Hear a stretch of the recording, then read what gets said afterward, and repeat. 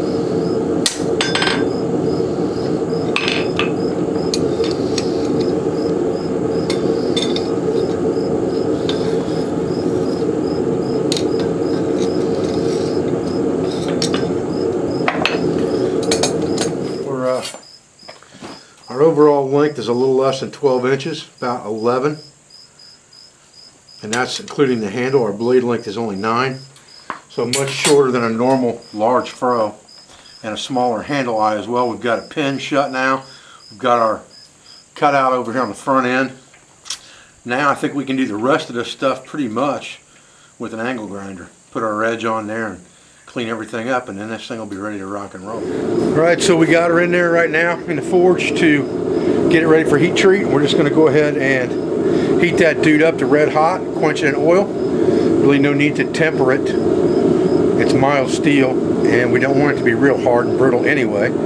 So we're just going to quench it in oil when it's done heating up to orange heat, and then we're going to cool it down and get it ready for the grinder.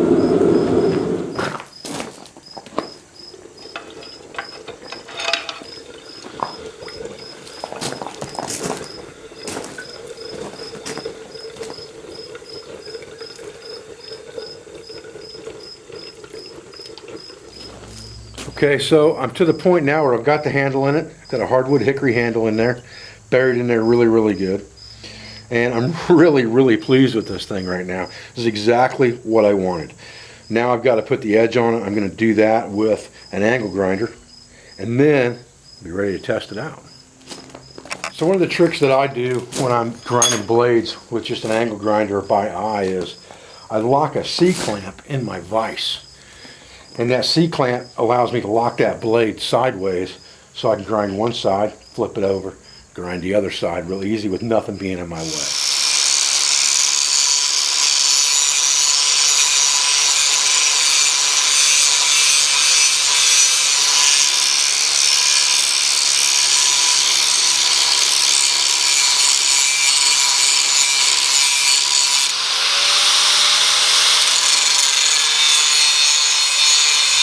After a while using an angle grinder, you start to develop a touch for how they're supposed to work, how they're supposed to feel, what the angle is, and you can kind of eyeball everything and see exactly where you need to be, and then finish it off with some type of sanding disc instead of a heavy-duty grinding disc.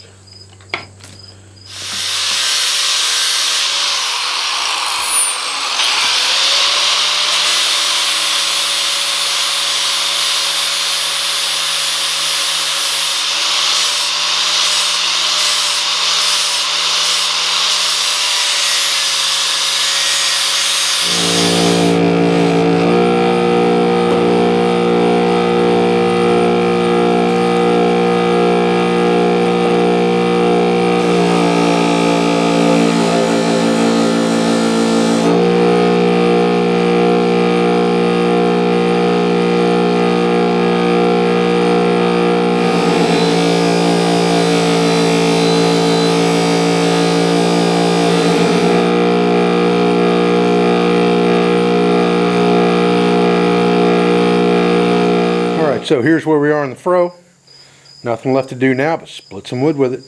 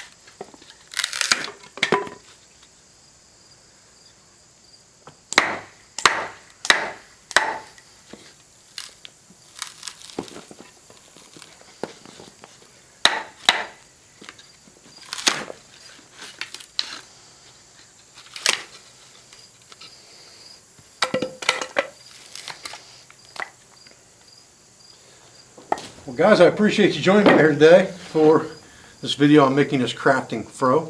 You can see it does its job very, very well, and it's made to be smaller than a large Froe so that you can carry it easier for doing small crafting projects like breaking out spoon blanks and things like that. You can see that was a nice 4 or 5 probably inch diameter piece of aspen right there that I was just splitting shakes off of like they were nothing. So turned out really, really well. I'm pleased with it. Hope you enjoyed this video. I thank you for your views. I thank you for your support. I thank you for everything that you do for our school, for our family, and for our business. Follow our sponsors, instructors, affiliates, and friends, and I'll be back with another video as soon as I can. Thanks, guys.